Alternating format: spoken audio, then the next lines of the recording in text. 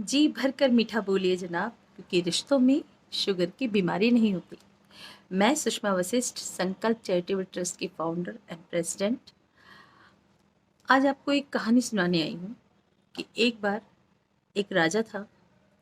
वो अपने रथ पे बैठा हुआ घूम रहा था। रास्ते में उसको एक भिखारी मिला। वो अपने रथ से उतरकर उसके आगे हाथ फैला देता है।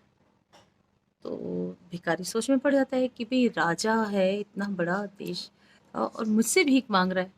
तो राजा ने कहा कि मुझे एक ऋषि ने कहा है कि अगर राज्य की संपन्नता बनाए रखनी है तो किसी भिखारी से भीख मांगो।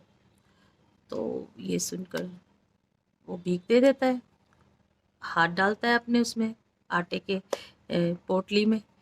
तो कहता है अगर सारा आटा मैं दे दूंगा राजा को तो मैं क्या खाऊंगा फिर। तो उसने एक मुट्ठी निकाली और बाकी आटा छोड़ दिया और वो राजा को दे दिया। राजा ने उससे वो लिया और सैनिकों से कहा कि इनको पोटली दे दो एक। तो राजा के जो सैनिक थे उन्होंने एक पोटली उस भिखारी को दी। वो भिखारी और उसको बोला कि अपने घर जाकर खोलना इसको। तो वो चला गया घर अपने, और घर पहुंच के जब उसने खोला तो उसमें सोने की मोहरें थीं, जितना आटा उसने दिया था उसके बराबर। तो वो बाद में पछताने लगा कि मैंने ज़्यादा क्यों नहीं दिया, क्योंकि ज़्यादा आता तो धन ज़्यादा मिलता और उसके परिवार की दरिद्रता दूर हो जाती।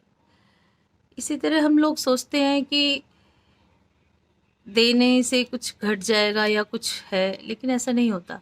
जितना हम देते हैं, दान करते हैं, ज़रूरतमंद लोगों की मदद करते हैं, उतना ही हमारे पास बढ़ता है।